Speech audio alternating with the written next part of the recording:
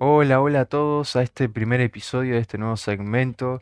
Le damos la bienvenida a todos ustedes que nos están escuchando desde el otro lado de la pantalla en lo que viene a ser esta nueva parte de nuestro podcast en donde, además de lo que venimos haciendo en la oración, también vamos a comenzar a compartir mensajes. Y en el día de hoy vamos a ver la historia de José, un soñador y un intérprete de sueños. Así que Señor, en el nombre de Jesús te pedimos que tú abras nuestro entendimiento y que tú nos reveles el mensaje que tienes para nosotros y eso que tú tienes preparado para nosotros. Papá, en el nombre de Jesús nos ponemos en tus manos y confiamos en que lo que tú vas a depositar y en lo que tú vas a hablar no va a venir vacío, sino que tu palabra, Señor amado, va a volver y no va a volver de la misma manera. En el nombre de Jesús, amén y amén. En Génesis 37:4 podemos ver la historia de José y como dice acá, dice que sus hermanos veían que el padre de José lo amaba mucho más que a todos ellos, entonces sus hermanos lo odiaban, no le podían hablar de manera pacífica. José tenía sueños, se lo contaba a sus hermanos lo menospreciaban por los sueños que José tenía.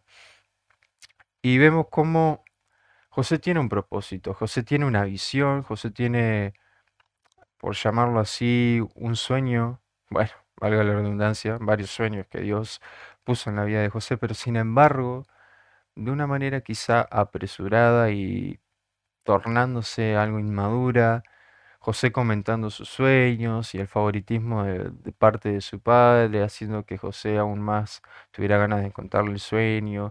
Y encima que los sueños de José, la mayoría eran en donde él se veía de pie y sus hermanos estaban inclinados y se inclinaban ante él en modo de reverencia.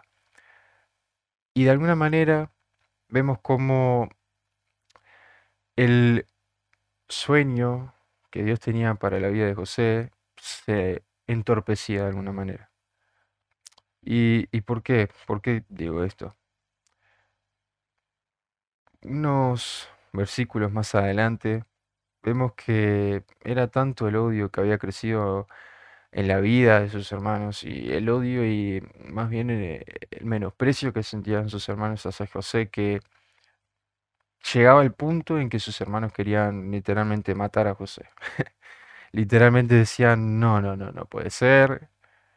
Cada vez que viene a contarnos su sueño de una manera medio como de fanfarrón, él nos dice que nosotros nos inclinamos a él y José encima en cierto momento sueña que no solamente eran los hermanos quienes se inclinaban a él, sino que también sus padres se inclinaban a él. Entonces, imagínate que el menor de todos estos hermanos sueña que sus hermanos aún mayores y que sus padres se inclinan a él y esto genera cierta incomodidad y genera de alguna manera como cierta incertidumbre, como que todo se comienza a entorpecer. Y entonces, por enumerar de alguna manera este mensaje para hoy, en primer lugar, llamaría este mensaje sensatos para accionar. Sensatos para accionar. Y como pequeños puntitos, como para ir dejando así como pequeñas claves, en primer lugar, y si estás tomando nota, te tiro el subtítulo, te tiro este primer puntito y sería un carácter incorrecto entorpece la visión. Un carácter incorrecto entorpece la visión. En Génesis 37, como dije, vemos la historia de José y nos introducimos en esta historia de un poco de apresurarse, acompañado de la inmadurez y un poco tal vez, un poco de ser fanfarrón por parte de José hacia sus hermanos, por esta visión que Dios había puesto en el corazón de José. Y lo que vemos es que, de alguna manera, un carácter incorrecto, un carácter que se lo toma apresurado, que se lo toma como de fanfarrón, comentándole a su familia, a sus conocidos, los sueños que él tenía y que encima se inclinaban a él, entorpeció la visión de José, entorpeció lo que iba a ocurrir con él. Sin embargo, atención, esto no significa que no se fuera a cumplir, simplemente que se entorpece. Y probablemente en nuestras vidas cotidianas tenemos grandes llamados, tenemos grandes visiones. Y quizás si no actuamos con la actitud correcta, la podemos entorpecer.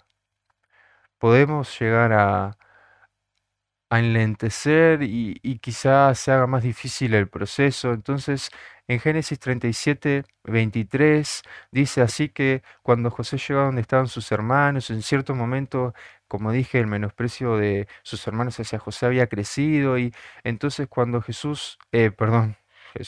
cuando José llega donde estaban sus hermanos le quitan la túnica. Una túnica de colores que llevaba puesta en aquel entonces, llevar una túnica de colores era, eh, bueno, imagínate la mejor vestimenta. Él iba mejor vestido, sus hermanos trabajaban, sin embargo José era el que mejor iba vestido y se presenta ante sus hermanos y sus hermanos por alguna manera conspiran a asesinarlo, pero uno de ellos dice, no, mejor no lo asesinemos, simplemente vamos a vendérselo a los ismaelitas. No levantemos manos contra él, porque es nuestro hermano, es nuestra propia sangre. Mejor vendámoslo como esclavo. Mejor hagamos como que desaparece. Y sus hermanos se ponen de acuerdo y dicen, bueno, está bien, no lo matamos, pero lo vendemos. Y se lo venden a los ismaelitas. Y ahí vemos toda una historia en donde, de alguna manera, el carácter incorrecto de José, un poco apresurado y de fanfarrón, entorpeció el- la visión de Dios, entorpeció lo que Dios iba a hacer con él. Y quiero decirte una cosa importante, y escucha esto, el desánimo es una opción. El desánimo es una opción. Nuestra actitud y nuestro carácter incorrecto entorpece nuestra visión. Hay muchas maneras, y es muy amplio esto, muchas maneras de entorpecer la visión y hay muchas actitudes incorrectas. Probablemente en nuestra vida cotidiana nos ocurran un montón. Probablemente sea el desánimo, probablemente sea nuestra actitud quizá como la de José, un poco de fanfarrón, y cuando lo comentamos se nos entorpece porque todos comienzan a envidiar de alguna manera o menospreciar lo que Dios pone en nosotros. La parte buena de esta historia de José es que más adelante ocurre todo un proceso en la vida de José en donde José comienza a actuar con la actitud y el carácter correcto y ahí es cuando la visión deja de entorpecerse, la visión deja de enlentecerse. Nunca es tarde igual. Así que sensatos para accionar, no olvidemos en un primer lugar, un carácter incorrecto entorpece la visión. En segundo lugar, la actitud correcta alimenta multitudes. Tenemos otro ejemplo y ahora sí, se me apresuró el nombre de Jesús, ahora sí viene Jesús.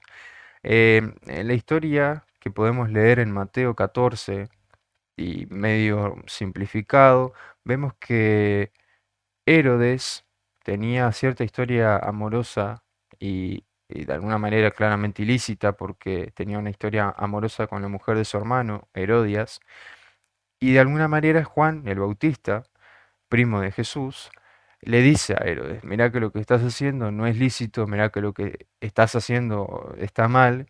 Juan el Bautista era una persona de carácter fuerte, era una persona de autoridad, por decirlo de alguna manera, es decir, cuando él hablaba, le hablaba con firmeza, y Herodes le molestaba.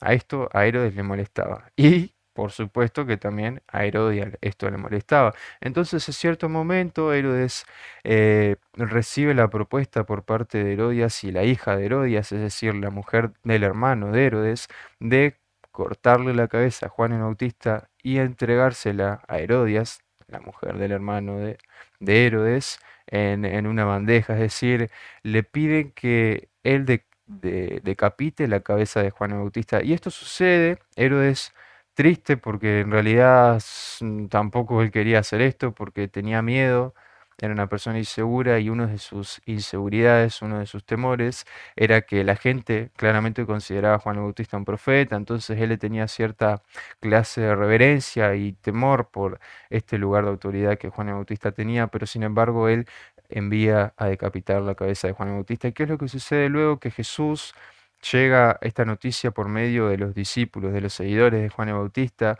y a Jesús esto le afecta claramente y Jesús entra, por decir de alguna manera, en shock. Y esto ocurre, cuando esto ocurre, Jesús en primer lugar se aparta, dice que toma una barca, se aleja claramente de la orilla, un lugar apartado y pasa un momento a solas con Dios. Pero lo importante viene acá. En Mateo 14 pueden leer esta historia que les comento, pero en Mateo 14, del 13 al 15, dice, cuando Jesús se enteró, es decir, a él le llega la noticia de Juan el Bautista, cuando Jesús se entera, se va de ahí, en una barca a un lugar apartado. Cuando la gente lo supo, lo seguía a pie desde las ciudades. Cuando Jesús sale de la barca y ve a tanta gente, tuvo compasión de ellos y sanó a los que estaban enfermos. Jesús tiene compasión a pesar de que acaba de pasar por un momento terrible en donde hasta de seguro se imagina la cabeza de su primo en una bandeja, tan solo a dónde llega la maldad, tan solo porque Juan el Bautista le decía que lo que estaban haciendo Herodes y Herodias no era lícito, se estaban metiendo en problemas y la maldad hace que eh, no tengan misericordia ni compasión, no tengan sentimientos, sean fríos, sean crueles y corten la cabeza de Juan el Bautista sin sentido alguno, sin justificación alguna, y esto llega a los oídos de Jesús y Jesús aún estando en duelo y alejándose para estar a solas con Dios, cuando él regresa a la orilla, ve a mucha gente que lo seguía a pie desde las ciudades y él tiene compasión y sana a los que están enfermos, pero no queda ahí. Dice, ya anochecía cuando sus discípulos se acercaron a él y le dicen, ya es muy tarde y en este lugar no hay nada. Despide a toda esta gente para que vayan a las aldeas y compren de comer. Sin embargo, Jesús les dice, no tienen por qué irse, denles ustedes de comer. Y ellos les dicen, aquí tenemos solo 5 panes y dos pescados. Y él les dice, tráiganmelos acá. Entonces manda a la gente a recostarse sobre la hierba, toma los 5 panes, los dos pescados, los levanta mirando al cielo, los bendice, los parte y ahí comienza a darle a las multitudes porque vemos un milagro de multiplicación. ¿Cuál es el punto? Que una actitud correcta alimenta multitudes. Si nosotros tal vez estamos atravesando esa situación, probablemente hasta cotidiana, a veces no lo son, como fue el caso de Juan el Bautista, no es tan cotidiano que decapiten a un primo, a un familiar, a alguien allegado a uno, pero situaciones que probablemente nos pongan tristes, nos decepcionen o de alguna manera nos pongan en duelo o en shock.